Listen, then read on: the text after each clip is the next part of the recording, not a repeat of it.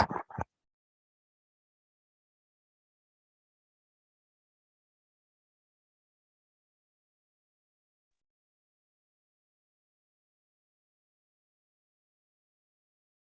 morning, good afternoon, and good evening, and welcome to this 7th session of Stakeholder Forum's Countdown to the SDG Summit 2023, series of 8 webinars in the run-up to the September 2023 SDG Summit and the 2024 Summit of the Future.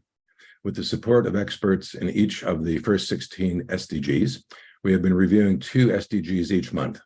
We began in November 2022 and will conclude in June 2023 in a run-up to the July 2023 United Nations High-Level Political Forum on Sustainable Development. The series continues to explore where we are in SDG implementation and to identify transformative actions for change with an emphasis on strengthening the environmental dimension of the 2030 Agenda. Today's focus will be on SDG 13 and 14, Climate Action and Life Below Water. It's been organized by Stakeholder Forum for a Sustainable Future in connection with our proposed 2023 platform, an instrument to support greater and more effective stakeholder participation in the SDG Summit 2023 during this review cycle of the 2030 Agenda for Sustainable Development during the 2023 United Nations High-Level Political Forum. I'm Charles Newhan, Chair of Stakeholder Forum for a Sustainable Future and your host today from New York. Now, I will take just a moment to share our screen so that you can see our guests and the agenda. And now that that has been done, I'll continue by introducing our speakers and other guests. I'm joined today from Ireland by our moderator, Dr. David Horan, Assistant Professor at Trinity Business School in Trinity College Dublin and a Fellow of Stakeholder Forum, where he advises us on SDG partnerships and governance. As you can see from the screen, we have a panel of special guests who, with a diverse range of experiences and knowledge, will be introduced by David in the coming minutes. For those of you not familiar with Stakeholder Forum, it is an international, not-for-profit NGO and consultative status with the United Nations Department of Economic and Social Affairs, commonly known as ECOSOC, since 1996. Accredited with the United Nations Environment Program since 2005 and holds observer status with the UNFCCC. SF has, for more than 25 years, been working to advance sustainable development at all levels. We seek to provide a bridge between those who have a stake in sustainable development and the international forums where decisions are made in their name. Now, a little bit of housekeeping before we have our first speaker. Please note that the webinar is being live streamed on YouTube, and a link to the recording will be posted on the Stakeholder Forum website soon after. As you will see, attendee cameras and microphones are muted and will remain so throughout the webinar. However, there will be an opportunity for questions from attendees near the end of the experts roundtable discussion, and those questions should be submitted in the Q&A section at the bottom of your screen, not in the chat section. The chat section is for you to communicate with each other, where you can post links to matters relevant to the website, to the webinar topic, and share contact details with each other if you wish to. We'll also save the chat, and we'll share that when we share the other documents later today. Now, you're welcome to scroll through the questions that go into the Q&A box and upvote them. And that is, vote for a question if you too would like to see that very issue addressed. That will help us focus on which to select, and so we can answer questions in the time that we have in an expedient manner.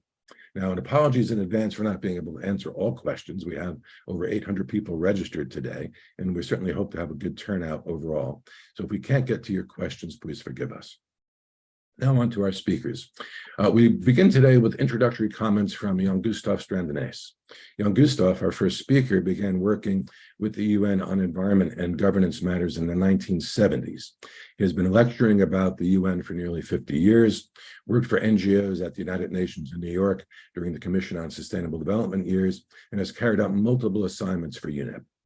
Earlier in his career, Jan-Gustav worked as a diplomat for Norway's Foreign Office in Botswana and Uganda, and later on, he directed a large aid and environment NGO in Norway for nearly 2 decades. He is a longtime member of the Stakeholder Forum Board of Directors and our senior advisor on governance. Now, Gustav's most recent achievement was as the project manager for the Towards Stockholm Plus 50 project, a joint initiative by Stakeholder Forum for a Sustainable Future and the Norwegian Forum for Development and Environment.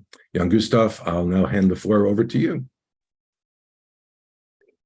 Thank you very much, Charles, and thank you for introducing me. And as we are wont to say with these webinars, good morning, good afternoon, and good evening, wherever you are on this planet.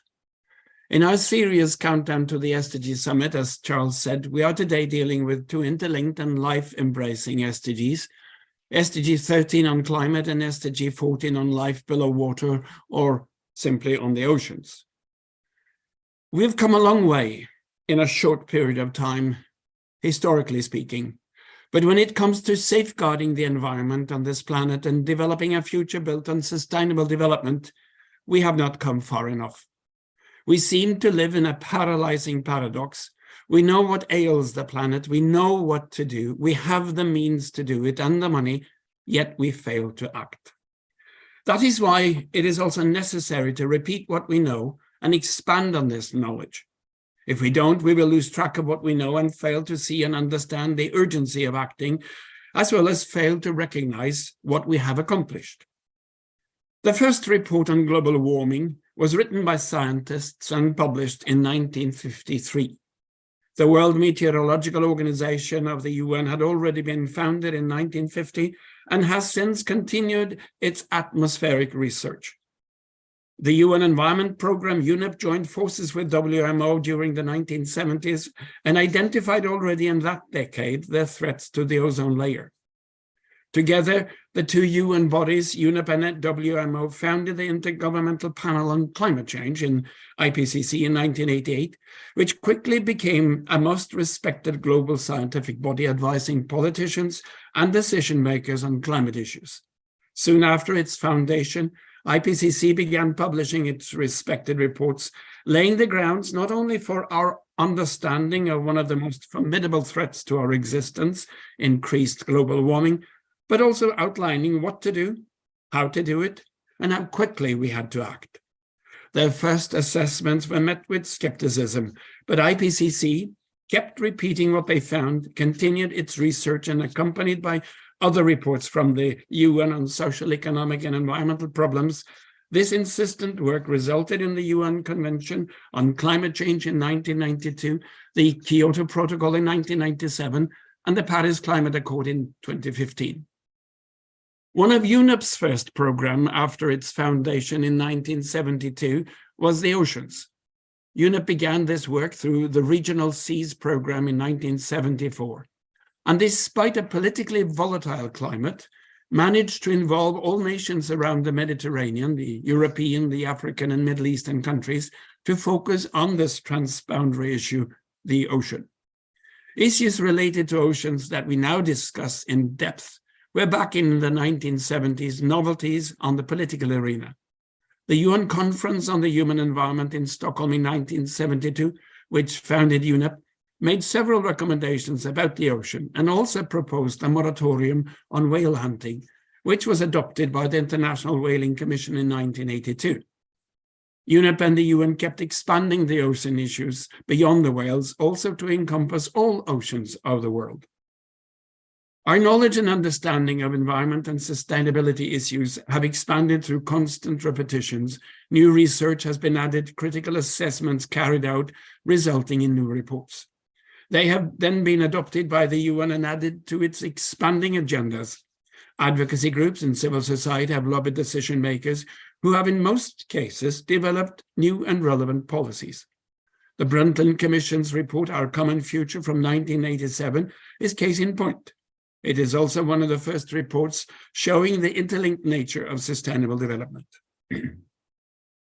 We would not have had Agenda 21 in 1992, nor the Rio Conventions as a result, nor the Rio +20 outcome report, The Future We Want from 2012, which resulted in the SDGs and the 2030 Agenda, had it not been for this diligent and repetitive work.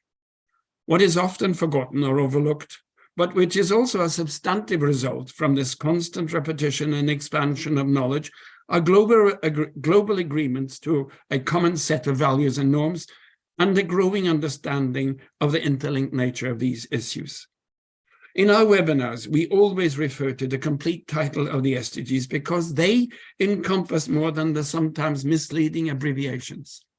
SDG 13 is about take urgent action to combat climate change and its impacts, and SDG 14 is about to conserve and sustainably use the oceans, seas, and marine resources for sustainable development. These two SDGs in today's webinar have often been referred to as the most interlinked goals of them all. Without the climate which envelops the world, nothing exists, and the oceans covers 70% of the world's surface. The two are inextricably interlinked. We all know the dynamics between the oceans and the climate. SDG 13 on climate is supplied with 5 targets and is a good example of how complexities of an issue evolves over time and helps us understand how difficult and contentious these issues can be. The number of climate COPs with their background papers, including the IPCC reports, have all helped us understand the interlinked nature of climate, how it affects everything from our individual health to the sustainability of biodiversity. We understand more fully today issues like climate justice, climate adaptation, resilience and mitigation, and last year's COP added another important concept, that of loss and damages. Sustainable Development Goal 14 on the oceans is supplied with 10 targets. It also happens to, by the way, to be the most underfunded SDG. The oceans are the planet's largest ecosystem. They regulate the climate and are thus also rightly called our biggest ally against climate change. The oceans also provide livelihoods for billions. The problem is that the oceans of the world are in serious trouble. With the ocean representing over 90% of the living space for species on the planet, protecting the ocean has finally become a global priority. And because of that, UNESCO has declared this decade a decade for science of the oceans. Their motto is simply the science we need for the ocean we want. A side event at the last Ocean Conference pointed to some of the interlinkages that relate to SDG 14. The organizers stated that source-to-sea solutions in contributing to the achievement of SDG 14 on seas and oceans are key to achieving SDG 6 on clean water and sanitation, and through its strong interlinkages SDG 13 on climate action and SDG 15 on ecosystems and biodiversity on land. The side event also identified cross-cutting initiatives that could address source-to-sea challenges and ensure benefits across the entire water cycle through partnerships, knowledge sharing, and commitments to stimulate source-to-sea action on the ground. The biodiversity of the ocean was also a topic of last year's COP15 in Montreal on biodiversity. The so-called 30 by 30 pledge to protect by 2030 30% of the planet's lands and inland waters, as well as marine and coastal areas, was agreed to by COP15. Implementing this pledge is critical in order to achieve the ocean-related goals and targets of the 2030 Agenda, including the Global Biodiversity Framework Decision. There are many difficult challenges in trying to fulfill the targets identified under SDG 14. This clearly showed itself under the recent Intergovernmental Conference on Marine Biodiversity of Areas Beyond National Jurisdiction, or as it is known, the BBNJ. The negotiators ran into difficulties when they were trying to balance conservation and sustainable use. And when benefit sharing requirements were added to the equation, achieving the right balance proved to be even more difficult. At the same time, negotiators knew that the oceans were facing unprecedented threats: climate change, pollution, including plastic pollution, overfishing, habitat destruction, ocean acidification, and underwater noise. All this has severely affected significant parts of the ocean. This new treaty for biodiversity in areas beyond national jurisdiction, which was adopted, ultimately aims to reverse these negative trends and ensure long-term sustainability of ocean ecosystems. But the outcome marked the successful conclusion of a 20-year-long voyage for the international community, which agreed on the new Ocean Treaty as a framework to address many of the challenges the ocean is facing, including those itemized in SDG 14. Repeated and consistent work again proved successful. The outcome was a victory for multilateralism, claimed the UN Secretary General Antonio Guterres. The relationship between ideas, knowledge, and action is a complex one. This relationship is also what interlinkages are all about, and 50 years of hard, repetitive, and diligent work has resulted in a better understanding of how important these interlinkages are. Making sure the interlinked nature of the goals is understood and acted upon is crucial to the implementation of the 2030 Agenda. As I said at the beginning, we have come a long way in a short period of time, historically speaking, and accomplished a lot. But when we speak about safeguarding the environment and basing our future development on the principles of sustainable development, we clearly have not come far enough. The declaration of the 2019 SDG Summit introduced in focused and urgent terms the decade of action. The declaration for this year's September SDG Summit cannot be less ambitious. The 1972 UN Conference on the Human Environment agreed to the principles of the right to a clean and healthy environment. 50 years later, the UN General Assembly decided that this principle will also be a human right. 50 years, half a century, may not be a long time historically, but we cannot wait another 50 years to implement the 2030 Agenda. That is time we do not have. We have time and again promised the younger generation to build a better future. If we are not to be labeled a generation of liars, we have to fulfill this promise and act now. Acting now is urgent, and this urgency must be the guiding principle for the declaration for this year's SDG Summit. Thank you for your attention. Jan Gustav, thank you so much for giving us that framework for today's webinar, and for, despite the lack of progress we've seen in some areas, for the hopeful tone that you often bring to these events. So thank you to Jan Gustav, and now I'd like to welcome my colleague, Dr. David Horn, who will introduce our panel of experts. David is an assistant professor at Trinity Business School and Trinity College Dublin, and a fellow at Stakeholder Forum since 2018, he has been conducting research on data and governance framework for the SDGs, with a focus on multi-stakeholder partnerships and their role in effective and equitable implementation. David is the author of A New Approach to Partnerships for SDG Transformations and Towards a Portfolio Approach, Partnerships for Sustainable Transformations. From 2018 to 2020, David was a visiting scholar at Columbia University's Center for Sustainable Development in New York and the UN Sustainable Solutions Network as well. David, you have the floor.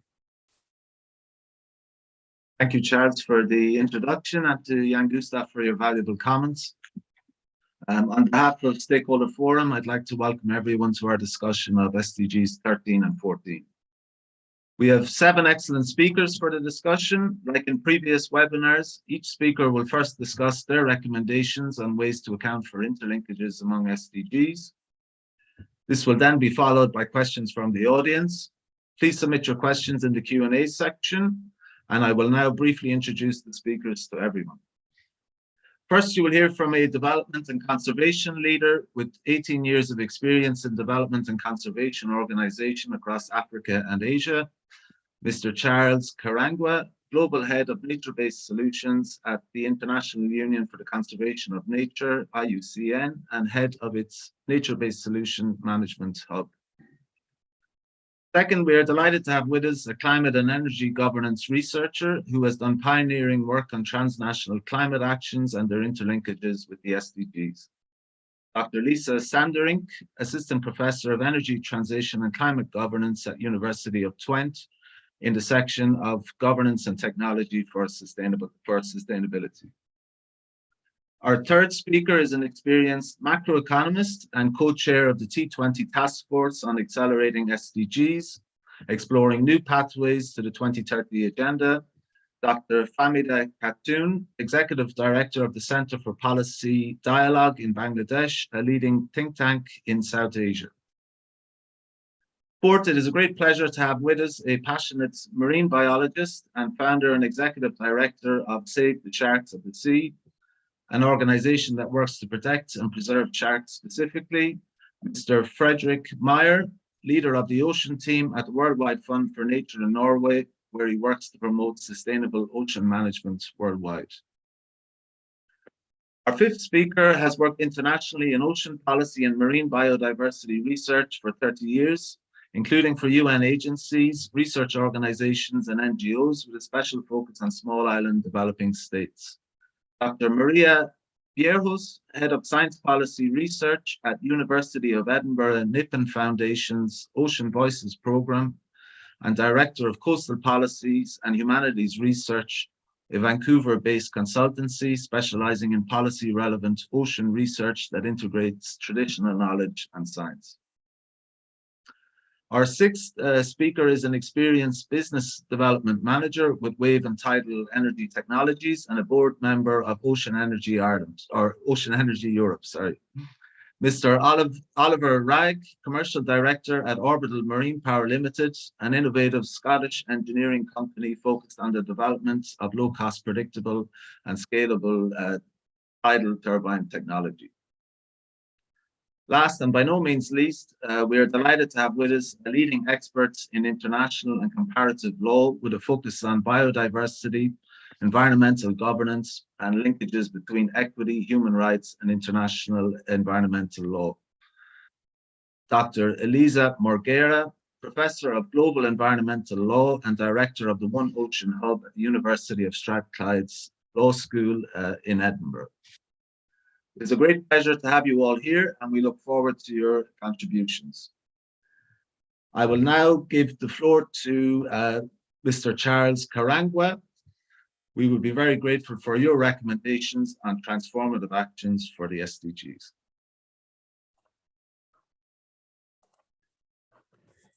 Thank you very much, David, for the opportunity. I would like to thank the organizers for having us to speak about the SDG 13 and 14 in particular in today's webinar. And of course, before then, I'll do the same, sending greetings and to everyone who is participating to this. My name is Charles Karangwa. I head the Nature-Based Solutions team at the International Union for Conservation of Nature. And my presentation this afternoon will just be, again, linking the question we are discussing today, SDG 13 and 14, but also the opportunity to use some of the already approved or agreed upon concepts to address and respond to action required for these two SDGs. Next slide, please. So nature-based solutions, one of the concepts which has been recently endorsed, I will come back to that, by the COP27, but also by the COP15 of biodiversity, has taken quite a long journey. It has really evolved from a concept paper to a negotiated approach until it has been approved as a global concept that can help accelerate or catalyze action for climate, but also recently for biodiversity. And as you can see on this kind of journey, which is continuing, as I mentioned up, it started quite a long time ago, 2009, with IUCN and UNCCC position paper, which was building on the ecosystem-based approaches, but also how do we move the concept of EBA and ecosystem-based approaches to action-oriented concept. And this has really been developing. The good news is in 2016, for the first time, nature-based solutions definition was adopted by the IUCN Congress in Hawaii. I was privileged to be there, and that was my first year, and I remember the ambience that was in the room. And after that approval of the definition, which I will come back to in a minute, there have been quite significant uptake of nature-based solutions. And it was published in quite a lot of paper, thousands of them, but also different users started using that. and until 2020, when the IUCN as well published the first ever global standards for nature-based solutions. And this led to a number of other global level uptake, the adoption of the definition by the UN Environment Assembly in 2022, but also the inclusion of the nature-based solution in other Rio conventions, which I will come back. Next slide, please. Again, this is a kind of opportunity to also shed lights on this issue. Nature-based solutions, in most cases, will be looked at as a new concept, but we are not talking about something new. We are talking about how do you leverage on historically successful approaches to think about transitioning to action-oriented process and concept. So we are talking about really a definition which has been endorsed and approved and adopted by the UN Environment Assembly. And there's a couple of keywords here, and I would come back to this with the SDG 13 and then 14. So there's action to protect, conserve, restore, sustainable use, and manage natural modified terrestrial, freshwater, coastal, and marine ecosystems. So this already speaks to the SDGs we are discussing today.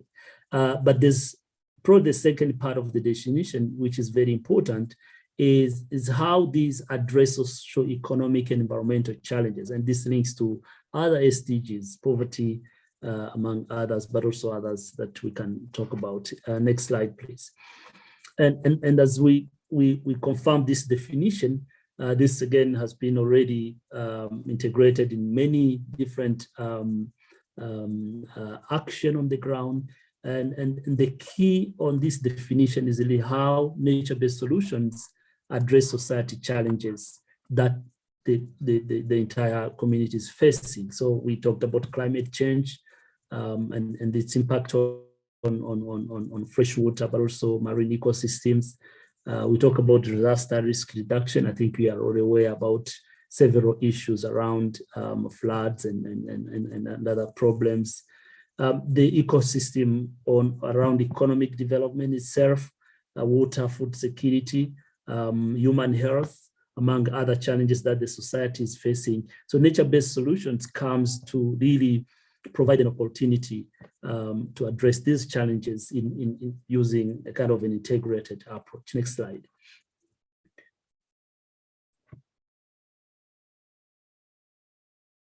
I'm not sure slides are changing on my side, but not yet. But next slide, please. Again, this links to the discussion today, the SDG 13 and 14, climate action. We look at nature-based solutions as both addressing adaptation, but also mitigation actions, but also life below water.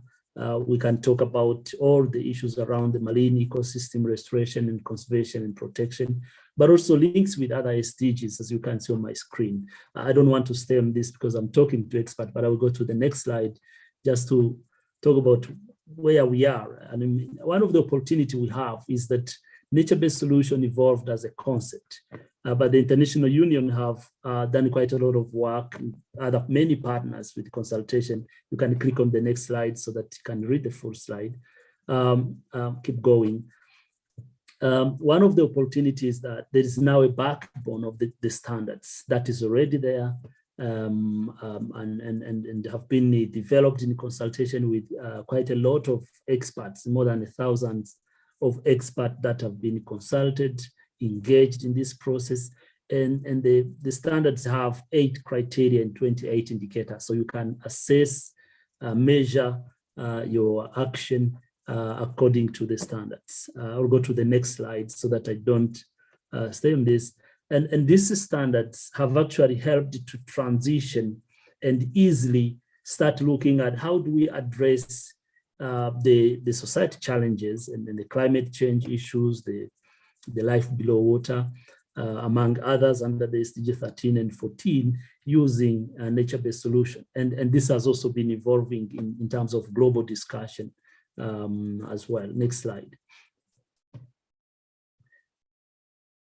where we are today, there have been quite significant global uptake of nature-based solutions across already the Rio conventions, and both climate, biodiversity, but also the land. And the COP15 in Abidjan in 2022 recognized the nature-based solution and included that in the decision under the Article 26 as a kind of action to reverse degradation of the land, but also other multilateral environmental agreement, RAMSA, among others, the post-2020 biodiversity framework as well, among other things. So this is a great opportunity. I will be going towards the end. But the opportunity we have, I think, is transitioning from here to this adoption and inclusion of the nature-based solutions into action that can address exactly the challenges that we are facing under climate and the life below water. Next slide, which probably going towards the end of my presentation. So again, accelerating action, and I'm going to the final conclusion. There's a great opportunity to really accelerate action. IUCN have worked with the German government and the COP27 presidency in Egypt last year to launch what we call ENACT, which is a partnership to really catalyze action at scale to make sure that we can move towards action from this concept. Next slide. But also beyond that, we are working to mobilize and there's a need to catalyze that bigger scale of financing, both from private and the public. So there's a number of instruments which are already out there, but also we need to recognize that there's still a huge gap on financing for nature-based solutions.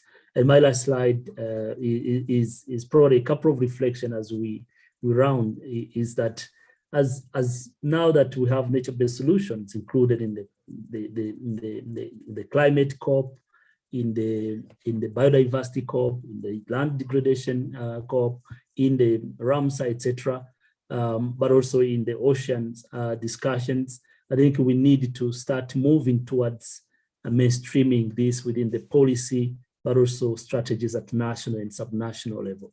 The opportunity for using the standards is already there, so you can easily assess, measure, and scale up your action, but also we have an opportunity now to really accelerate action on nature-based solutions especially for oceans, but also for climate going forward. Thank you very much for your attention. Thank you very much, Charles, especially for highlighting nature-based solutions as transformative solutions that can help us to address multiple SDG challenges, and also for bringing to our attention the role that standards and designs can play in facilitating their rollout. Okay, so I will now give the floor to Dr. Lisa Sanderink. We look forward to your thoughts on ways to align climate actions and the SDGs. Hello. Hello, everyone. Thanks, David, for the nice introduction. Very happy to be joining this discussion. It has already been quite interesting to listen to my predecessors. So today I would like to focus on the complexity of governance for climate change and the Sustainable Development Goals. Particularly, I will be talking about how interactions can reduce the negative implications of this complexity. So I should first clarify what I consider as governance and why it is complex.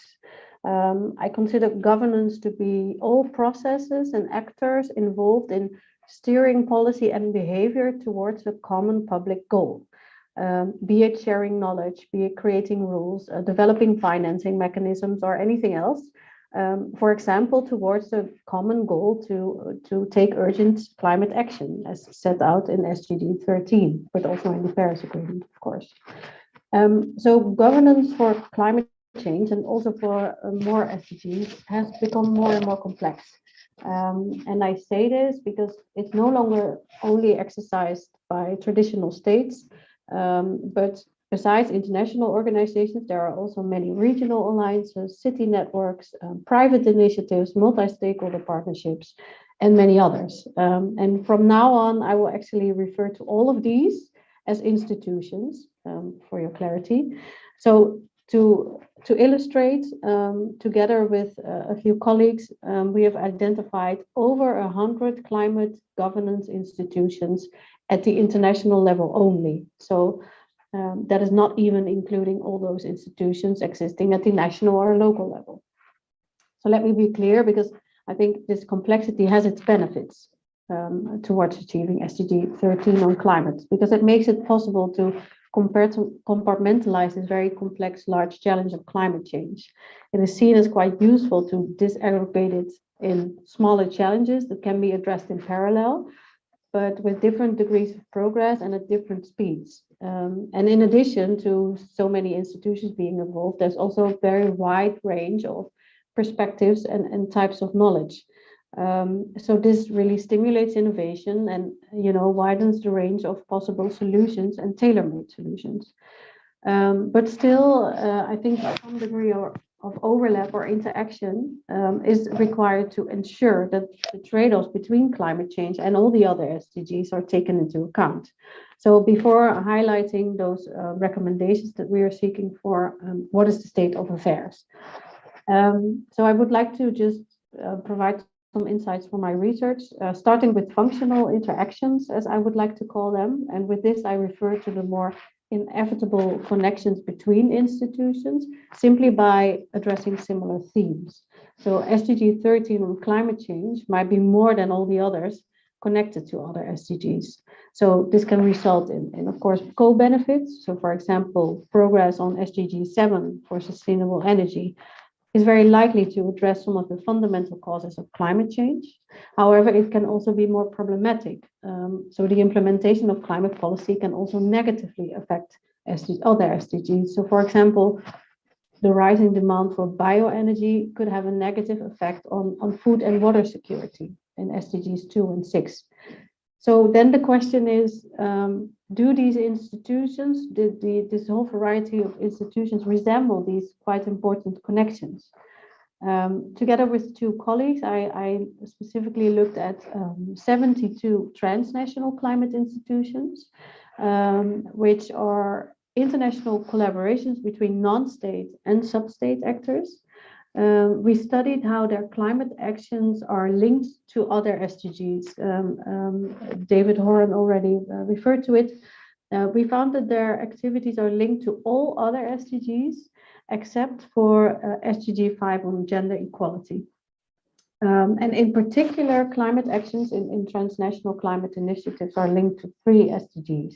This is SDG 12 on responsible consumption and production, SDG 9 on industry, innovation and infrastructure, and SDG 7 on sustainable energy. Now, the SDGs that were only marginally linked were SDG 3 on good health and well-being, SDG 4 on quality and education, and interestingly, also SDG 14 on life below water. So it's very interesting to see all these connections, and we have created all these network graphs that show these connections in more detail.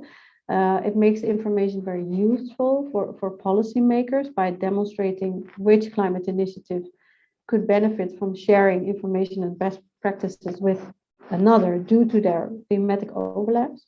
I will be happy to share the link to those network graphs, but I would actually like to take it one step further, because it's nice that we have these insights into these thematic and functional interactions between climate institutions and the SDG, but the challenge remains to connect the institutions themselves. And that is what I will focus on for the rest of my few minutes, because this is what we refer to as institutional interactions. So situations in which the policy processes, knowledge, norms, or functions of 2 or more institutions are connected. And this in turn affects the development and performance of those institutions. And here I can only draw on insights from my research on institutions at the intersection of SDG 13 on climate change and SDG 7 on energy. And what I found is the following. I found an abundance of cognitive interactions, and this means there is a lot of knowledge exchange. There are reports being written, they are shared very widely, they are actually used by other institutions, and interestingly, institutions also team up a lot to, write reports together or even set up repositories or platforms to organize all this wealth of information. So that's great. I also found considerable normative interactions, and this refers to the alignment of norms and commitments across institutions. And I feel like the Paris Agreement and Agenda 2030 provide a very strong framework for all these institutions to align their commitments with. So discursively, there is in any case a high degree of consensus of that we should take action. To some extent, I also found political interactions referring to really sharing concrete political mechanisms. So we see institutions visiting each other's conferences, organizing platforms to collaborate, or very specific examples are institutions like IRENA and IEA signing memorandums of understanding with a real intent to collaborate. Still, at the impact level, I've also learned about quite some concerns in the field of all these institutions. For example, about the duplication of work. So institutions are doing similar work without knowing that of each other, resulting in inefficiency, or even to conflictive impacts. So the activities of one institution diminish the work of others. And it appears particularly difficult to keep track of who is doing what and what are the added value of those institutions. So as a result of that, it is very difficult for all these different parties, governments, public actors, private actors, to decide which institutions to participate in, but also the institutions themselves to identify what the gaps are that need to be filled. So this brings me to recommendations. And the first, and this might be stating the obvious, is that instead of creating more knowledge, which is good, but knowledge is there, institutions should share more about procedural information. So what is it that they are trying to achieve, and with what instruments? And if this is shared, it will be easier to identify conflicts, overlaps, or gaps. Second, I think political collaborations should go beyond visiting each other's conferences and more focus on facilitating feedback and coordination mechanisms. So, for example, setting benchmarks and targets to keep track of institutions' performance. And third, interactions should also extend towards the more unconventional partners, for example, the fossil fuel industry, financial sectors. And because as a fellow researcher once wrote, we can only achieve the targets if we deal with conflict and controversies. And finally, I want to mention that throughout my research, I found that multilateral cooperation remains key in creating a global understanding and consensus. So I think we should also focus on maintaining that strong institutional umbrella that we have with the Paris Agreement and the SDGs. So to conclude, I think climate change and the SDGs are clearly strongly connected, and this should also be resembled in the governance structures that are trying to address it. So not only thematically, but also institutionally, and that's where I will conclude. Thanks a lot, and I will be happy to answer any questions. Thanks a million, Lisa, and especially for highlighting that complex problems require complex governance to deliver tailored solutions, and filling gaps in this context is a way to drive forward the program. So I will now give the floor to Dr. Framida Khatun. We would love to hear your recommendations on ways to accelerate the implementation of SDG 13. Thank you very much. I'm really privileged to be speaking at this forum. So I will focus on 3 points with regards to SDG 13 on climate action and reflect on the issues related to least developed countries and developing countries. So my first point is that the target for keeping the global temperature below 2 degrees Celsius and within 1.5 degrees Celsius seems to be a far reality now, given the changed context since the Paris Climate Agreement in 2015. So there are several studies which indicate that if we continue to emit at this rate, then we will not be able to meet the emission targets which has been set by the global leaders. Scientific evidences in the IPCC reports also indicate the extent and the rate of emissions and the consequences of such emissions. And several studies also reveal that if the rate continues what we are doing at this point in time, then there will not be fulfillment of the emission reduction targets. So there is a need for expanding our efforts towards emission reduction. And we also know that in terms of emissions, there is a global imbalance. Indeed, the advanced countries have historically emitted substantially higher than the other countries. However, we see that there has been commitments at the various global forum, including the COPs, and particularly at the COP26, when we have seen that countries have enhanced their commitments towards net zero emissions and towards stabilizing global temperature. So the countries have taken accelerated, enhanced commitments towards reaching the net zero emission by the middle of the century, so that we can keep the targets of the Paris Climate Agreement. However, for that, we need to enhance the process. As I have mentioned, that several studies have made it clear that we are off track. So since the Paris Agreement, the global economy, the political scenario have changed a lot. We have been affected by the global pandemic, which was followed by the Ukraine war, which has changed the whole geopolitical equation. The power balance has changed. Besides, we are observing economic crisis and financial stress. And this has exacerbated the impact of climate change.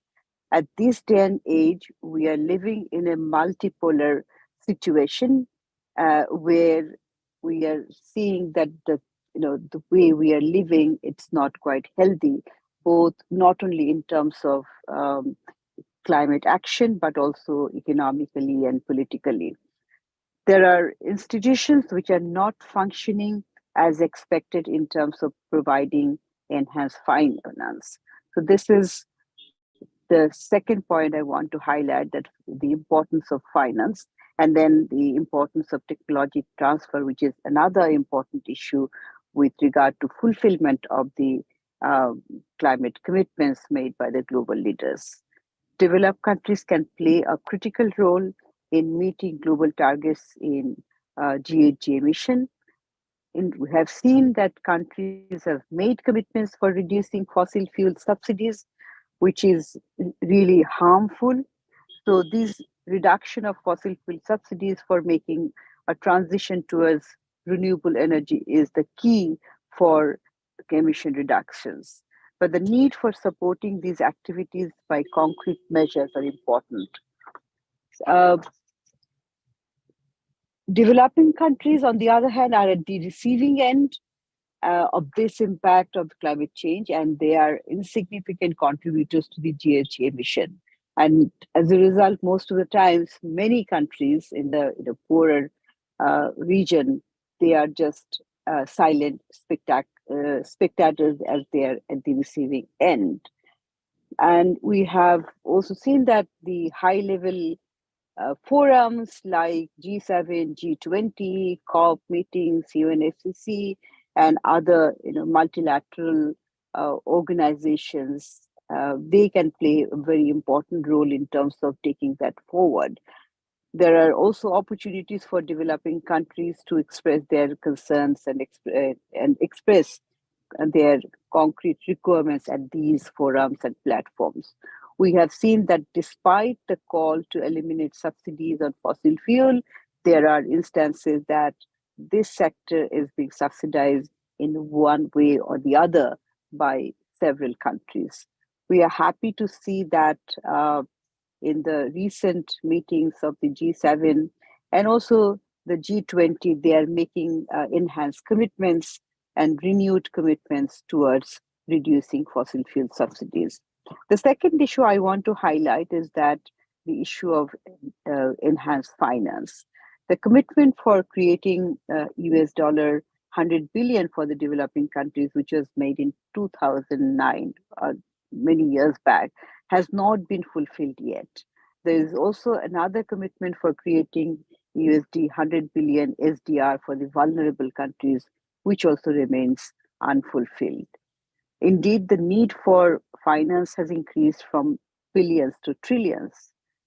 This request for stronger commitments by global leaders. Countries in the global south are suitably positioned to raise their voices at global platforms. The third and last point I want to highlight is to talk about the transition towards renewable energy or towards green energy in the context of the developing countries. While making transitions, or while emphasizing the need for making a transition towards green economy, we have to remember the socioeconomic context of these countries. Of course, we want to make a transition in line with the nationally determined contribution commitments. These countries are suffering from many economic and social challenges. I mean, the developing countries and least developed countries. So their green transition may not be as fast as the developed countries. This context has to be kept in mind while we make climate commitments. These commitments have to be complementary to the objectives of sustainable development. And we should not look at development only from a narrow lens, rather from a holistic perspective. And this will encompass education, social protection, women's empowerment, and employment. Indeed, employment, gender equality, and socioeconomic development are the key components of a just and inclusive transition. Only a holistic development approach can ensure just transition that stands on economic, social, and environmental pillars. So with these, I want to end. These are some of the highlights and some of the issues from the perspective of the Global South. Thank you very much. Thank you very much, Famida, for these valuable insights, and especially for highlighting the need to strengthen linkages with SDG 17 and the role that mobilizing the achievement of SDG 7 can play in tackling climate change. And I think it was also especially important the way you highlighted that just transition requires accounting for interlinkages across the entire agenda. Okay, I will now give the floor to Mr. Frederick Meyer. In light of your work on sustainable oceans management, we would be grateful for your recommendations on ways to accelerate the implementation of SDG 14. Thank you very much, and good morning, good day, and good afternoon to everybody. And thank you so much for the invitation to come and share some of our thoughts from WWF Norway, or WWF as an organization talking about life below water. I will share my screen if I'm able to, so you will have something to look at. You should be able to see a presentation pretty soon, not just me on the water, but also a presentation. Does it work, David? Yep, perfect, thanks. Before diving in more into the specifics on SDG 14, Life Below Water, I would like to highlight the situation a little bit more for the oceans of the world. And did you know that the ocean is touching you every day? That the ocean is touching you even when you sit in front of your computer right here, right now. And that is true even for those who have never seen the ocean with their own eyes throughout the entire lifetime. The ocean is touching us. With every breath that we take, with every drop of water that we drink, in other words, in every second, every minute, and every day of our life on this planet, the ocean is touching us. And as astronaut Joe Allen once put it, I had to learn everything about my life support system, and then do everything I could to take care of my life support system, especially when up in space. And being an active diver, things are not so much different. I learned that the most important thing is to take care of my life support system and how to use it in a safe way. And looking at this picture, I'm just saying life support system. We need to learn much more of the ocean, that is, our life support system. And we need to do so much more in order to take care of it. But we do know quite a lot already. As a child growing up, and we learn in school that approximately 70% of the Earth's surface is ocean. And even though it's not taught in school, we also know that as much as 95% of the habitats on this planet, the living areas, is in the ocean. And another fact that is true is that the ocean provides us with anywhere between 50 and 80% of the oxygen we breathe every day.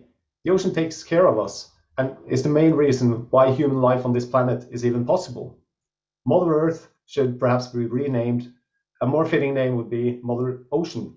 That's how important the ocean is to us and to all the other things on this planet, our life support system. But instead of caring for the ocean, instead of making sure that it stays healthy, we overexploit it by overfishing, polluting it with oil, plastic, and other waste, and we are giving it a fever by increasing its temperature and making it more acid. Coral reefs are bleaching, fish stocks are collapsing, and seagrass meadows are disappearing. Global populations of mammals, birds, amphibians, and fish have suffered an average of 68% decline in less than half a century. Nature is disappearing, and fast. We are now in the middle of the 6th mass extinction of animal life that we know of in the history of this planet, because we humans use too much and protect too little. Nature is screaming with the sound of silence, and at the same time the scientists are yelling out alarm signals that no longer can be overlooked or overheard. We need to be better at protecting our oceans, and we need to protect more of the ocean, and we need to do it now. Today, less than 5% of the planet's oceans are protected. The areas are way too small, and there are way too few to have a global impact. Just to bring you an example, here in Norway, where I'm sitting currently, and Norway is a nation which likes to look upon itself as one of the ocean heroes.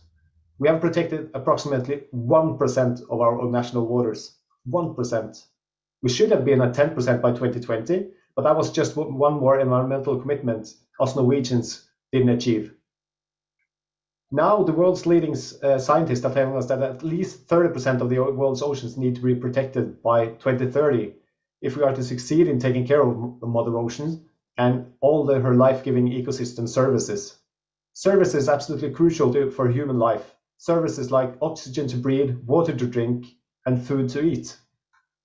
And the question shouldn't be about protection or use, because protection is use. Protection is using a management tool for taking better care of coastal zones or the high seas. And why are we so afraid of this word, marine protection? I will claim that marine protection is one of the most misunderstood words in the ocean debate. People simply don't understand what marine protection means. Is it one thing that the whole pandemic has taught us? It is that protection is key. Who out there following this online is against protecting your loved ones from COVID? No one, right? But at the same time, we try to have an activity in our society. The same thing goes for fire protection or hearing protection. We take care of the things that we care about and we need. But at the same time, we do have different types of activities in our everyday life. And that's how we must look at nature too. And in this case, the ocean. Because protection is not to have huge glass lids to be put over the entire ocean area, but to have a tool that we must use in order to take care of our most valuable and important coastal zones or other ocean areas, such as the high seas. It's not about stopping all human activities, ongoing or new, but it's to make sure that nature values and ecosystem functions of the ocean remains intact while we use it. Intact to support life, among others, human life. Because the ocean health is human health. The ocean doesn't need human, but we humans, we need the ocean for everything that we do, everything that we are. And what will you say to the children and grandchildren when they ask, why didn't you do something? Why didn't you save the sharks, the coastal cod, the kelp forest, and the coral reefs while there was still time? Well, ladies and gentlemen, the time is now. We are the first and the last generation who really can do anything about the climate crisis and the nature crisis that are destroying the oceans, destroying us. And we need to tackle both at the same time, the climate crisis and the nature crisis, that is, as they are two sides of the same coin. Less emissions and more nature. And we can do it. We do have the knowledge and we do have the know-how. It's all about will and courage. We have to have the will to do what is right, what the scientists are telling us is right. And we need to have the courage to do so, because some of the things we must do is unpopular in the beginning, but it's the only way to save our oceans. It's the only way to save life on Earth as we know it. Let's protect it better, the ocean that is, and thereby give the future generations to come a healthy planet to call home. And implementing the commitments made in the Global Biodiversity Framework, the Paris Agreement, and the agreement done now for the marine biodiversity of areas beyond national jurisdiction are absolutely crucial steps in order to solve both the climate crisis and the nature crisis, both for the ocean and thereby for the rest of the planet. And if you are to remember one thing from all that I've said, remember the words of this extraordinary lady, her deepness, Dr. Sylvia Earle. You should treat the ocean as your life depends on it, because it really does. Thank you. Thank you very much, Frederick, for highlighting the importance of the oceans and the need to act now. I will now cede the floor to Dr. Maria Vieros. We will be grateful for your recommendations. Thank you very much for that. It's such a pleasure to be here with all of you and to follow all these great speakers. I sadly don't have a PowerPoint for you, but I would like to speak to one aspect of SDG 14, which really interlinks with, I would argue, all other SDGs, and that is the issue of blue economy.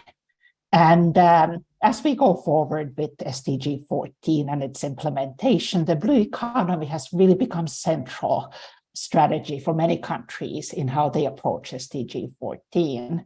And this is particularly if you look at the voluntary commitments that have been made by a wide range of countries. And in particular, SDG 14 Target 7 aims to, by 2030, increase the economic benefits to small island developing states and least developed countries from the sustainable use of marine resources. And that includes sustainable management of fisheries, agriculture, and tourism, but also other ocean sectors. And while that Target 7 very much refers to SIDS and LDCs, it seems that that blue economy approach has been embraced pretty much universally by coastal countries. And it is really important for countries to realize their sustainable development aspirations within an ocean context. And in both concept and implementation, it really has come to embody much of SDG 14 for many countries. It's related to many other SDGs, I would argue most of them, and blue economies encompass aspects of environmental conservation. They should encompass aspects of economies. They should be transformative. I think that much we can agree. This should not be business as usual anymore. And ideally, in an ideal world, blue economy should seek to balance economic growth with environmental sustainability and social equity. But this is quite a lofty goal. So whether we get there really very much depends on how blue economies are designed on a national level, on the local level. And if these are designed in such a way that they take interlinkages into action, they can address climate action, but also poverty, hunger, gender equality, education, clean energy, inequality, decent work, and economic growth, strong institutions, just to mention a few of the other SDGs. But to do that, is really up to the design and implementation of blue economies. And one issue we then come up against is the fact that we don't actually, at this moment, have a common internationally accepted definition of what a blue economy is, or an understanding of what it really means. So the question then remains on whether we actually do need a common definition, or at least some type of description. And I have to admit that I don't actually have an answer to this question, but I would like to offer some thoughts around this. Firstly, it has been well documented that the blue economy can mean many different things for many different countries, and that there's a multitude of national definitions out there. And this is not at all surprising. Countries are unique in their national circumstances and in their aspirations, in their capabilities, capacities. And so their approach to the blue economy development may look equally unique as well. For example, some countries view the ocean mainly as a source of economic growth and innovation. And these countries may emphasize the development of new sectors of the ocean economy and new technologies. There's been a lot of talk about renewable energy and marine biotechnology, for example, and how might these feature in a blue economy. Often these are countries that have the resources and aspirations towards such new technologies, often developed countries. And with that kind of focus, blue economies can certainly fulfill SDGs 8, decent work and economic growth, and 9 on industry innovation infrastructure. But we then have to also ask the question that if these are the primary SDGs considered, would economic growth come at the expense of environmental protection? And how would we incorporate equity, for example, and gender issues into blue economy development? So these are the important considerations in implementation. And if countries' blue economy plans, for example, include fossil fuel-based activities or other extractive activities, and many of them do, what would be the impacts on SDG 13, for example, and 14 overall? Then there's a set of countries, and this is true of, for example, many, although not all, SIDS countries, that have prioritized issues such as food security, livelihoods, community-led actions, artisanal fisheries, and poverty eradication. And this is an approach that really primarily focuses on SDGs 1, 2, and 3, along with 14B on artisanal fisheries. And these have become the priorities around which blue economies are built. Here, there's a focus on ocean equity, and the innovations included may relate to low-cost new technologies, as well as the sustainability of existing activities. And finally, there's categories of countries whose blue economy approaches incorporate many of the components that I just listed, maybe even all of them, from new technologies to livelihoods of coastal communities, as well as innovative financing approaches. And this category also includes many SIDS countries. For example, I recently looked at the paper written by Khalil Hassan Ali from Trinidad and Tobago, and he demonstrated how blue economy plans and aspirations are different between countries in the Caribbean, which is an area that one might expect to be more homogeneous, but in fact, it is not. All countries are very unique. So the lesson out of this, I think the key lesson for me at least, is that because countries are different in how they see their blue economies developing and the sectors that might be included, and the contributions of national economies from these blue economies, there really is no one-size-fits-all solution to how this is done. So moving forward then, the question remains on whether the lack of common definition or understanding for a blue economy is a problem. But I would actually like to remind many of us that there are many other concepts in environmental management that have not been well defined. And one that I have come across quite often in my career is the concept of ecosystem approach, where different types of guidance and principles exist, but there really is no single agreed upon definition. And this has then allowed countries and communities to innovate and to develop their own approaches. So if the blue economy becomes something that's too prescriptive or too top-down, will we then lose out on local innovations and the benefits of integrating different types of knowledge, for example, traditional knowledge, into how we implement blue economies? But on the flip side, there's a danger that without a common definition, or at least an understanding, blue economies will in some case result in greenwashing, or we might call it blue washing in this case.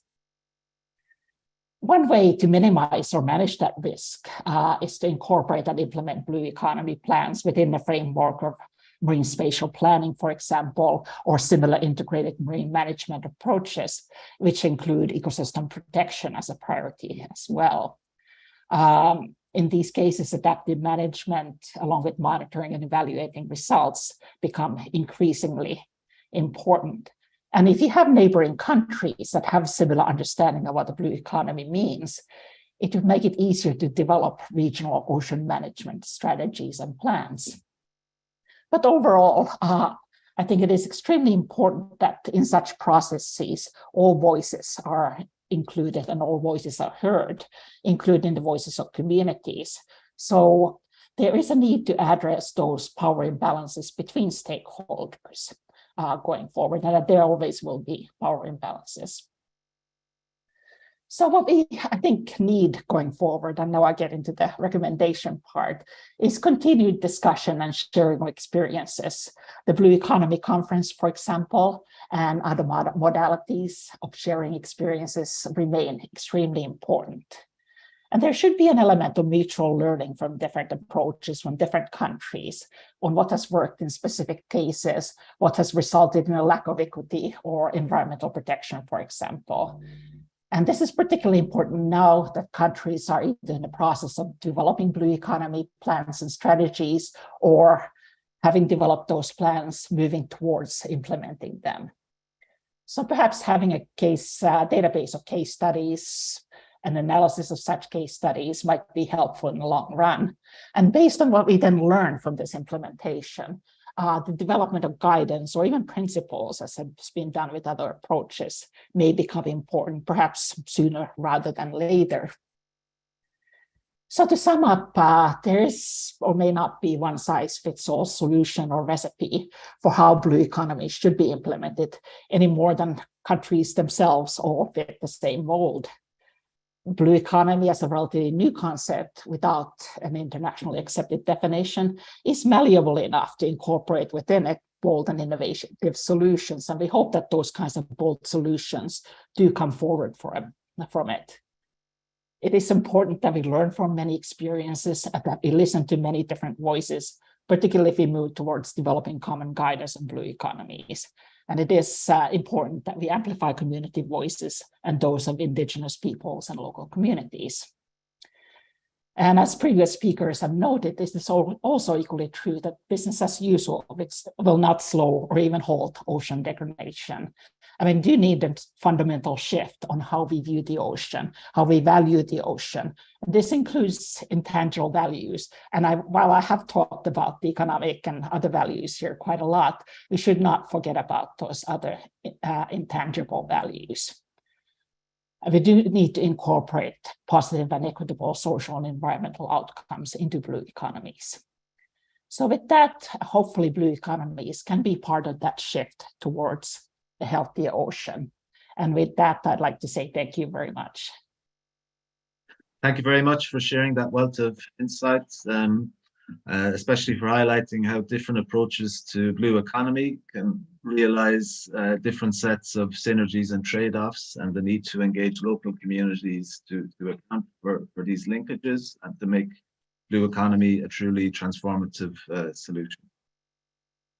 So I will now give the floor to Oliver Ragg. We would love to hear your thoughts on ways to tackle climate change by enhancing ocean's contribution to climate mitigation. David, thank you very much for the introduction there. And, as will everyone else, thank you very much for inviting me along to the session here today.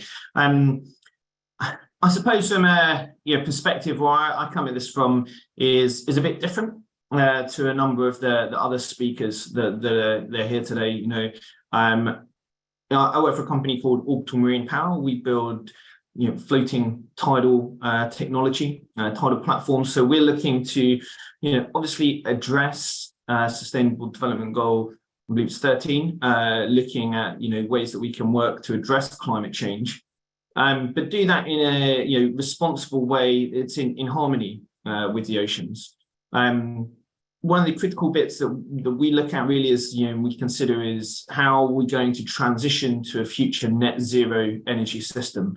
What are the forms of clean, renewable energy that are going to power our society in 30 years' time, in 2050? What are we going to need? And we're going to need a mix of renewable energies. We can see that there's been excellent penetration in some countries for particularly solar and wind energy. But we're also seeing in some of those countries where you have high penetration of these types of renewables, where this can cause big fluctuations in terms of price, large amounts of storage being required, which can obviously lead to kind of fluctuations in energy availability in the future. So the great thing about ocean energy, and specifically in tidal energy, is the tides are predictable hundreds of years out into the future. You get these periods of times where the sun's not shining and the wind's not blowing, but over those times the tide is still flowing. And this is a really important factor, we think, that can contribute to the support of establishing a future clean energy system for the world over. One of the things as well to point out, ocean energy projects specifically, they're predominantly located in peripheral coastal communities. A lot of the work that we do, and I know others across the ocean energy sector do, is look at how these projects can benefit the communities in these areas. So there's been a lot of, there's a lot of opportunity for job creation in these areas, and we can also see reskilling of people who are already active within the marine environment for other sectors, how they can transition across to work within the area of ocean renewable energy. I think the other thing that I wanted to touch on very briefly as I'm going through this is, if we're looking at Sustainable Development Goal recommendations and areas that we're considering here, is that it feels as a whole, there's a lot of positive conversation which has gone on in terms of, trying to look at how we consider, sustainable development and how we look at how to address climate change and to do that in a safe way in the marine environment. But it seems there's a complete disconnect in most countries, I think it would be fair to say from our lived experience, between trying to understand, technologies such as ours and other ocean energy technologies which are trying to address the issues of climate change, can often get stuck up and held up for incredibly long periods of time, looking at planning and regulation and getting approvals to put, first of kind systems into the water to prove their ability to generate clean power. It's also really important for me to highlight, there have been, in the region of 30 different ocean energy technologies deployed globally, and none of them have had any negative environmental impacts. However, even now, it's still quicker to consent and get approvals for continued oil and gas fossil fuel extraction from the sea than it is to get approvals to install additional clean renewable energy from the oceans. The regulation very much looks at the direct impact within the marine environment, so everything under the water. But I believe, as one of the other speakers was saying, look, the marine environment isn't just what happens underneath the water. We are Mother Ocean that we represent at the moment. And one thing that's absolutely not accounted for when we're looking at regulation environmental impacts is the wider impact on the climate that additional fossil fuel production is having. We know, and is scientifically proven, the impact that additional fossil fuel extraction is having on the global environment. Yet this isn't regulated against and prevented for additional oil and gas extraction.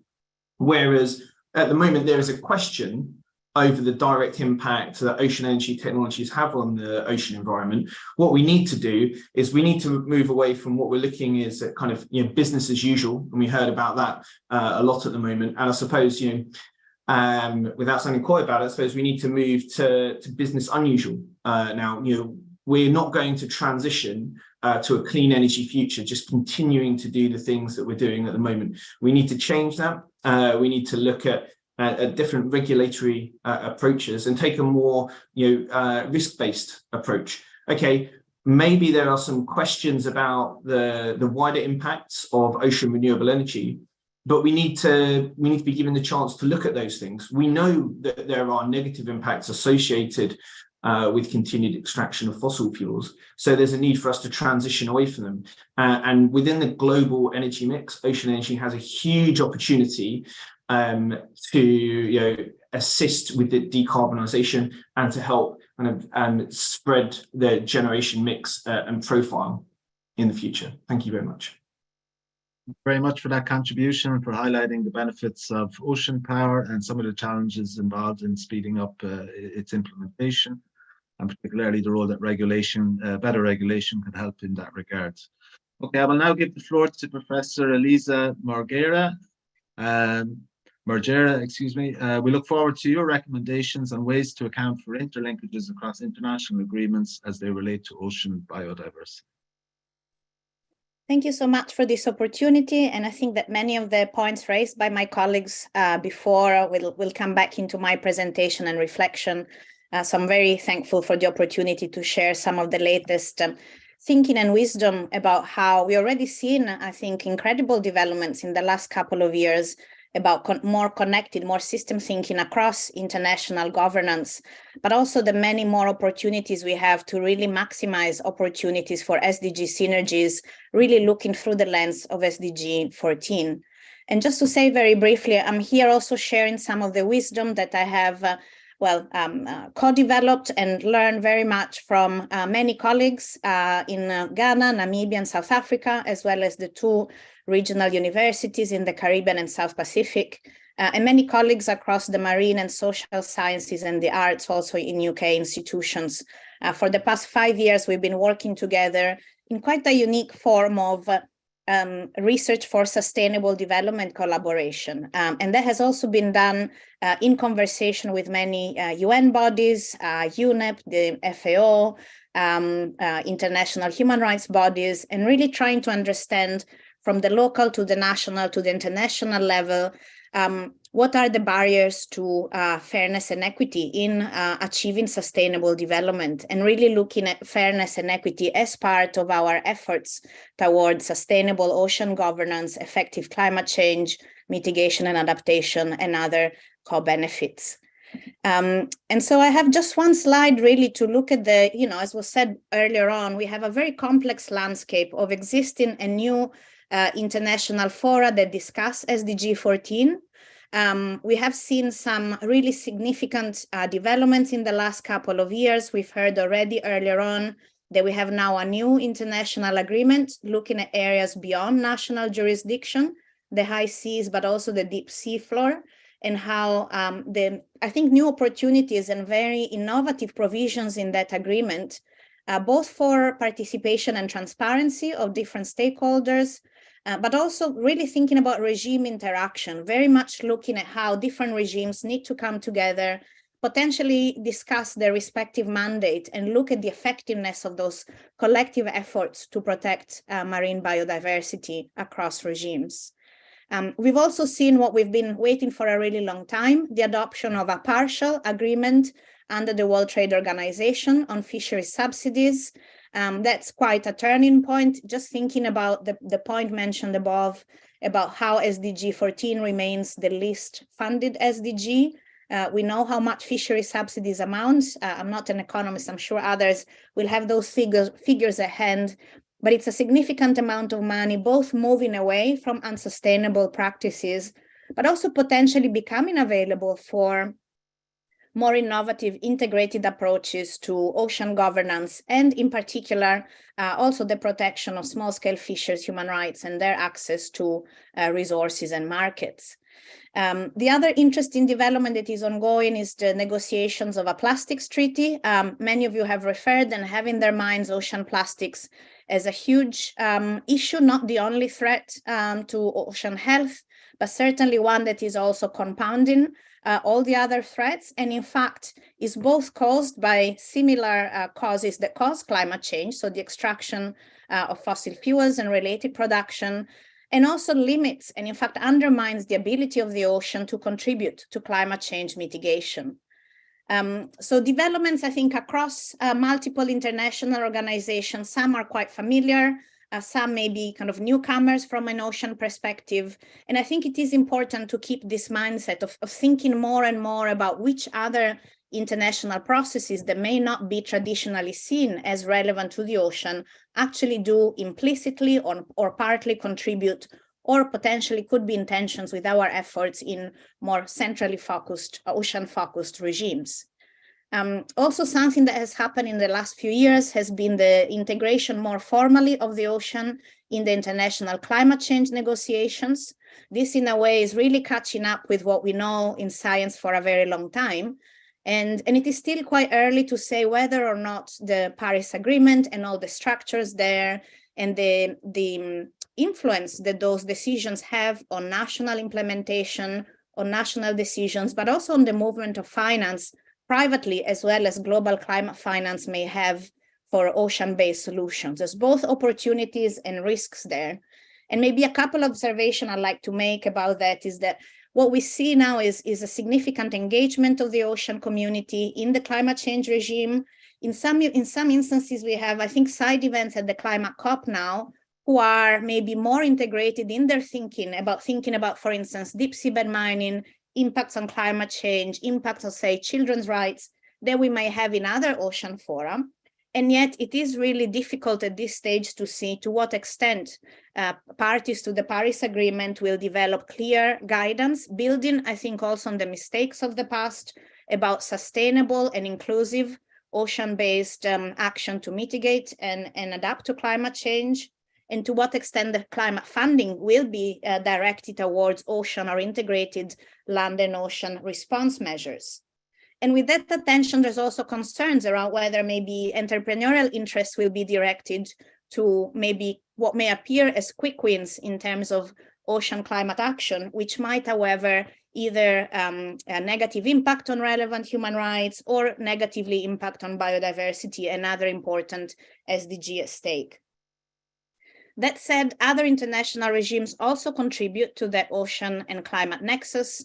Going back to the BBNJ agreement, we have some innovative provisions that really place very centrally the ocean climate connection in our planning of area-based management measures, but also in our assessment of cumulative impacts on the ocean. And I think one of the maybe most promising provisions in the agreement in terms of strategic environmental assessments, including at the regional level where we are still missing essential basic biodiversity data for us to fully understand the role of the ocean in climate mitigation, as well as the impacts of our ongoing and future activities on the ocean, which may impede its continued contribution to climate change mitigation.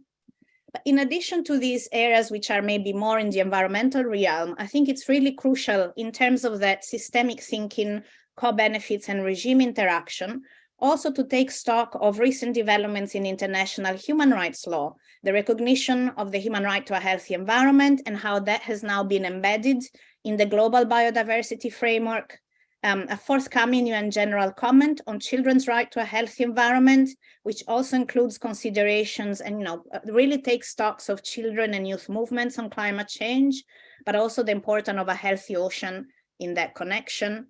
And again, looking at ongoing developments under the World Health Organization, we have ongoing negotiations on a new pandemic treaty.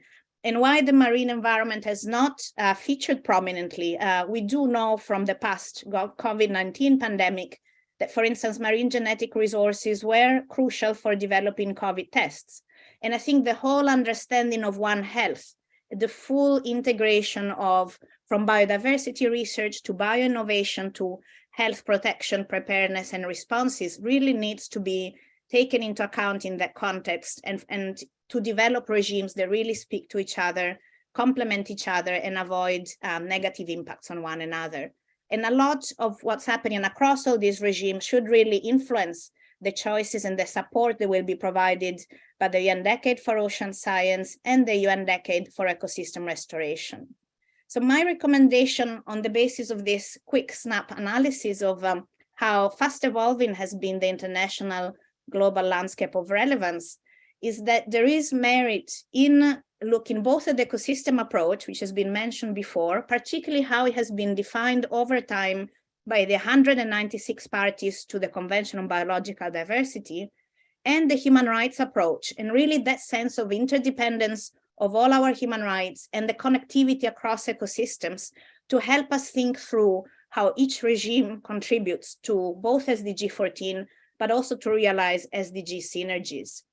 And what that means is that we can think about how to use existing international law for policy coherence. The opportunities are there once we apply that lens of looking at ecosystem health and human well-being and their interactions, and therefore realizing SDG 1714. But equally, I think once we rely on international human rights law, we have very specific benchmarks of conduct for states, but also for business in the context of the blue economy, to really avoid leaving anyone behind, to really think about the needs of the most vulnerable, to really ensure participation in decision-making, which is, again, another of the SDG focused also on the international level. And fundamentally, we have clearer guidance around the priorities that should be set for funding, be that ocean research funding or climate funding.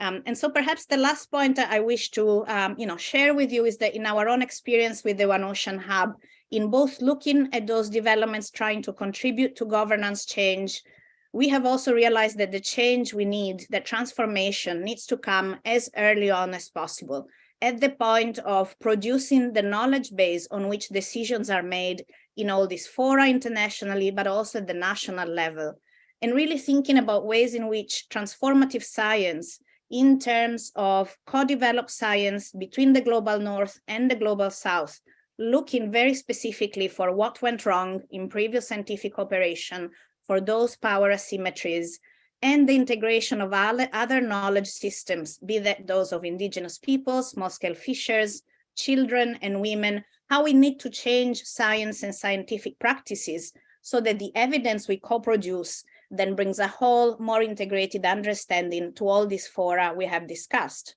And so I think there is an important point maybe for, again, climate finance and ocean finance to try and take a step back and expect colleagues in development to come with solutions and rather give the time and opportunities to develop fair platforms for co-developing solutions together at the research stage and contribute to governance in that way. So I'll stop there and hope, while quick, it was all quite clear. It was excellent, Elisa, and we're very grateful for your intervention. Not often we have this overview of the landscape of international processes as they relate to a specific goal, and I think you did a great job of providing us with that and highlighting recent developments as they relate to the oceans and the need for the different processes to the communities to engage with each other and to manage various synergies and trade-offs. Okay, so just like to thank all of the panelists for their excellent interventions and presentations. There's been a lot of questions in the Q&A. I don't know if we have much time to go through them. Well, David, I'll pop in for just a moment to say that we've answered quite a few of them, knowing that we were running over. Some of our guests, pardon me, some of our panelists have gone and answered directly questions that were asked of them. I would ask for those of our panelists still with us, if you don't mind reactivating your video for a moment. There are still a few questions. And what I would say is, if you don't mind us going over a few minutes before we do a quick wrap up, there are, for instance, on the sort of just jump, let's take a look. All of our panelists have access to the Q&A. If you haven't already, if you might want to scroll through and take a quick look and put your hand up if you'd like to answer one. In the meantime, I'm going to, so one of them, for instance, is, I don't know if anyone can answer this, how is data on SDGs 13 and 14 gathered for input on, and specifically target 16.7? But that's pretty specific. So I don't know if anybody can address that. So we'll pass on that for now, unless somebody wants to just jump in. There were some specific questions. There's a more general question there, I think, about how data from different processes can be used in a specific process. So how, information relevant to poverty can be brought into climate negotiations, for example. So I think it's a good question. It's an important one. While you are thinking about that, Charles, there were some questions asked at the very end by Sam Majid, that might be more in sort of your area. Any thoughts on that? Yeah, no, thanks. I have tried to respond to a couple of questions live, but I think one participant's asking about corporation using NBS and probably at the cost of indigenous people and the local communities. I just wanted to clarify that I think in this context, everything that people call NBS is not necessarily NBS. So, but it's an open concept which people can claim to use for anything. One of the fear, in fact, that's why CN have developed the standards is to try to provide the global community about the quality of nature-based solutions, and they will be putting the standards online, digitizing them so that people can start screening their projects and actions against the standards and criteria. But at the same time, I mean, you can also control the concept, right? It's like what we are saying here, sustainable development. Who knows what is in there? So, but I think the community is aware of those risks and how greenwashing can be. So I think recently there's an ongoing negotiation and consultation by UNEP, on nature-based solutions, additional criteria, and how we really qualify those, etc. So there might be opportunity to continue working on the quality NBS interventions and action for climate and biodiversity. One comment on the data. I think there was another question actually. How do we consider contribution of local NGOs generally in this SDG measurements process? I think one contribution I wanted to have is most of these are also recorded at national level and subnational level through different mechanisms. At national level, there's a national level mechanism of tracking the data and the changes that happens across the SDGs. So those who have those questions, to be good to factor contacting the national level authorities, because that's the best way to track and capture your action at whatever level in this process. Over. Thank you, Charles. There's a question or a statement made that maybe Oliver and Frederick can comment on. This is about, it says about desalination and how it's harming coastal areas, and is it possible to be using hydropower or other renewables for desalination rather than other forms of power? And I wonder if maybe Oliver might comment on whether or not any of the ocean technology companies are using, ocean power for desalination rather than fossil fuels. And Frederick, maybe you can jump in afterwards and just talk about your experience with that problem, if any. Yeah, very happy to answer that, Charles. I mean, the short answer is yes. There are some using wave energy to power desalination plants. That could also be linked to tidal energy power plants as well.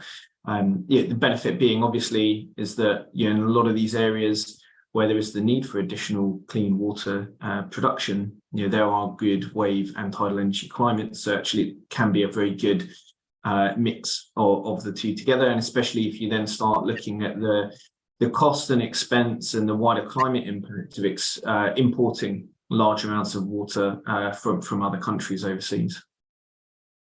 Thank you. Frederick, any thoughts on your part about this desalination problem?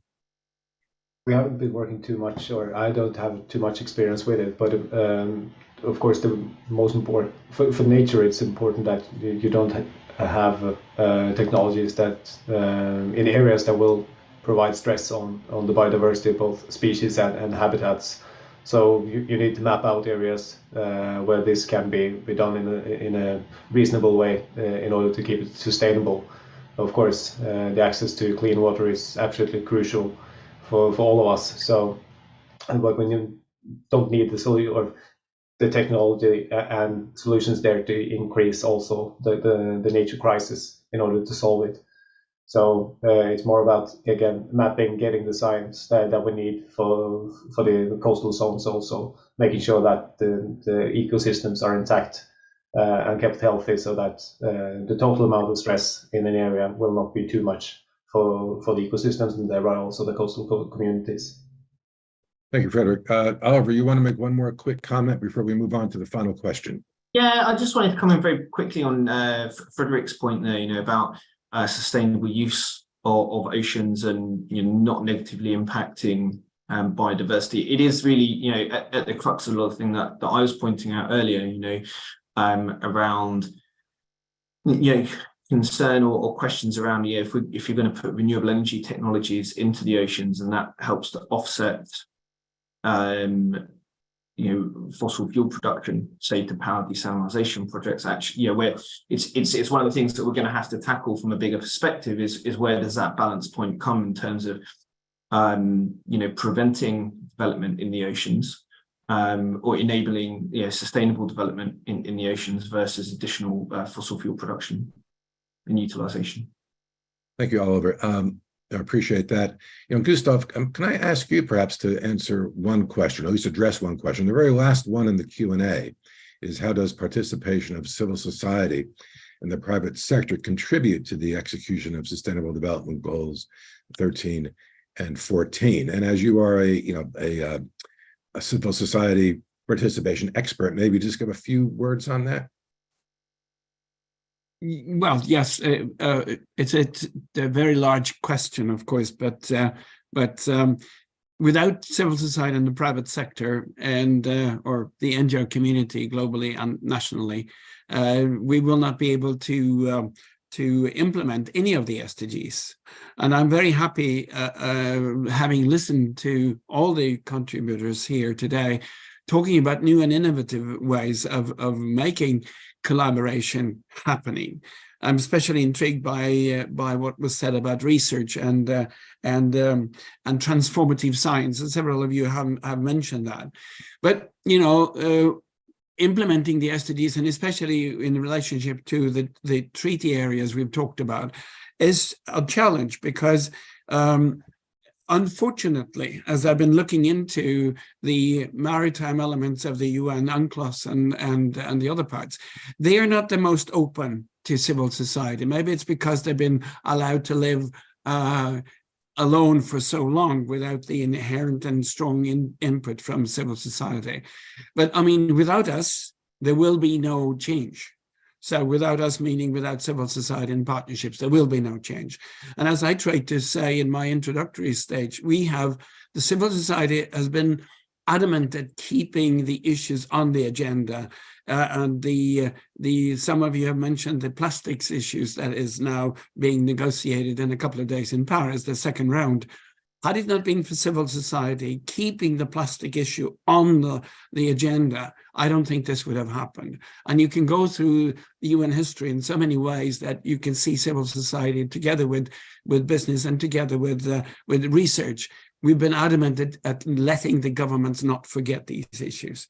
And then going from there to the complexities of the implementation is another challenge we have to face, because Fortunately or unfortunately, the SDGs demand a lot of expertise from all actors in implementation, and I'm not sure all NGOs are up to that.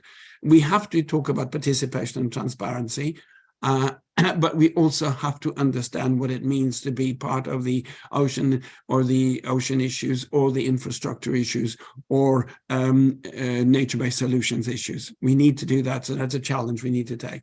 But without us, nothing happens. Thank you, Jan Gustav. Lisa, did you want to say one very quick thing, or I saw you put it down? Yes, no, maybe just very quickly, because I saw I answered a similar question in the Q&A section. I just wanted to mention also from the governance perspective, we see all these private initiatives with private actors, members from civil society who come up with voluntary standards, voluntary reporting initiatives. And while, you know, the actual impact of such initiatives might be less than we want them to be, I think it does really create this extended sense of responsibility across actors, which is actually also encouraging others to join such forces. So that's just to quickly add from this perspective. Thank you very much. Well, I think I'm going to now have to say we're sorry, Charles, I might just jump in with a question for Marjo and Elisa, because I thought it was quite interesting in the Q&A. A comment from Joseph Alumu, who said that for many countries in the global south, the most urgent goal is, you know, related to poverty, tackling poverty, and that climate change, though important, appears not to be a pressing concern. I think that's a fundamental issue. You see it in the current zero draft of the political declaration, this lack of balancing of poverty and climate issues. And if anyone could speak to that, that would be helpful. And there was also a question there for Lisa about, okay, we have many initiatives at international level, but how does this appear to groups in the global south, and how do we make it work for them in a better way? I think they were very good questions. Yeah, shall I try and respond to the last one? Yeah, I think one point I wanted to make in the presentation but ran out of time is that aspect of human rights, and particularly the human right to science, which is becoming clearer in content recently, really helps to understand those questions about lack of equity between global north and global south, and what it means for states, and particularly developed states, not to fulfill their obligations of technological, financial, and capacity building solidarity in terms of then human rights of their own populations, but also populations in other states. And I think more and more there is an awareness, and I think we see it, for instance, reflected to some extent in the new BBNJ agreement, and I hope it will be reflected in the plastics treaty and the pandemic treaty, about the need for international institutions to really look into the barriers, the equity barriers for global south decision makers, researchers, and stakeholders in not being able to contribute both to the knowledge base and the decisions relating to realizing multiple sustainable SDGs as a precondition for actually the effectiveness of whole new regimes that we're trying to create. So I think that there is, I think, a turning point in understanding and new innovations in how we develop the treaties and the institutions, including with participation, and I think more iterative thinking around keeping learning around what the equity issues are and finding responses that are really calibrated to the needs as identified and self-identified by countries and stakeholders in the global south. So I think there is some movement. I mean, it's still small, but I think participation and engagement with those new processes can help making that a new practice that can be transformative. Thank you so much for that. We have one more comment coming. Go ahead. Yes, just very briefly. I know we're almost out of time here, but I just wanted to add something on the issue about poverty and SDG 14 and 13. And I think absolutely, I mean, poverty is a priority that we need to address before we can really move on to do anything else. And I think it is fundamental priority of environmental conservation, for example, to contribute to local livelihoods, to make sure that there are local benefits. Similarly with blue economies, they can only be successful if we actually address these fundamental issues. And what the solutions are often very context specific, but something that needs to be co-designed with the communities. But I think it is an absolute priority.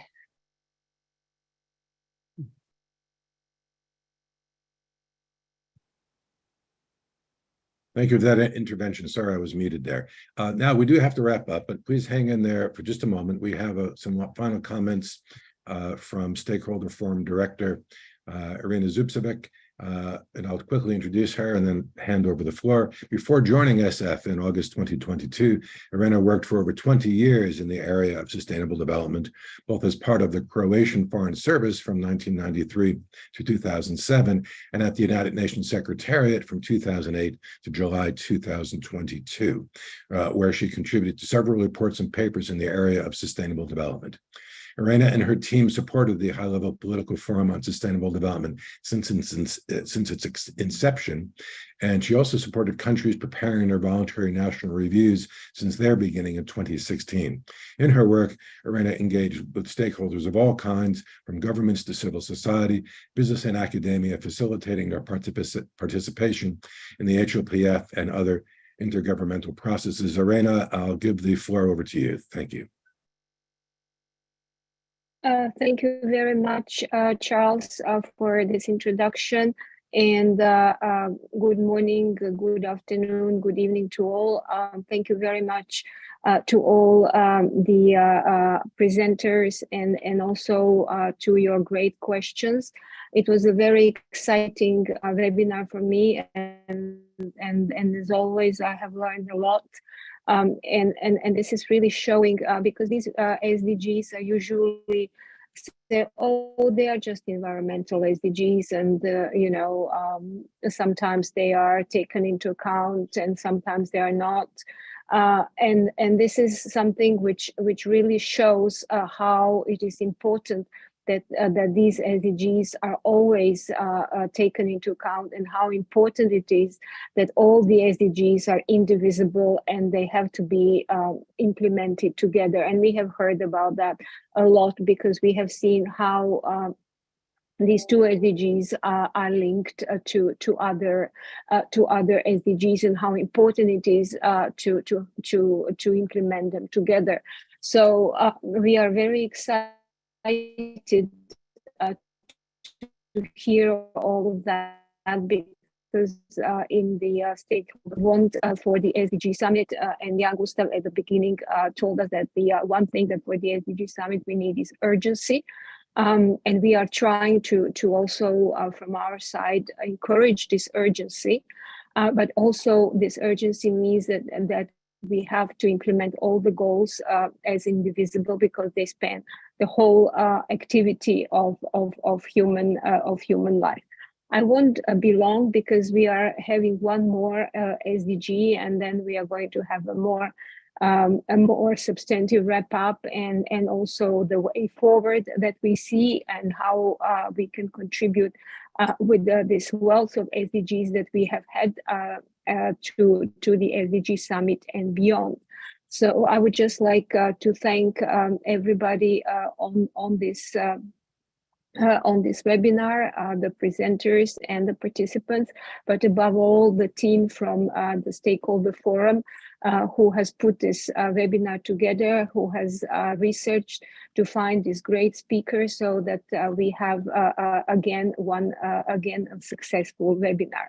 The next webinar, as you will hear from Charles, will be at the end of June, and we will address the two remaining goals, that is goal 15 and 16, and then we will have further activities we will talk about. Very much, and over to you, Charles. Thank you very much, Irina. I'll just be very brief. You now see on your screen, I believe, what we will be doing next time around. I'll just make sure that it is there. If the screen is being shared, I think it is.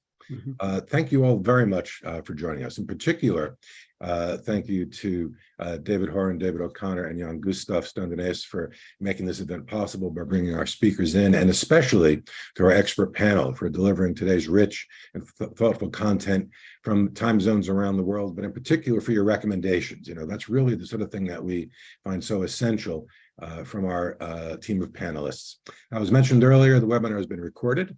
That recording will be posted as a video and also an audio podcast on the Stakeholder Forum website very soon. You'll get a link, you'll get an email, I should say, from the Zoom platform tomorrow with a link to that. So you'll be able to see that and all the presentations. So everything you've seen today, you'll have access to again. So in closing, thank you for joining us. As you see, we're having one more event. We'll let you know in the next week or so which of those 2 dates it will be. In the meantime, thank you so much for joining us. Safety to everybody and good health, and we'll see you next time. Thank you.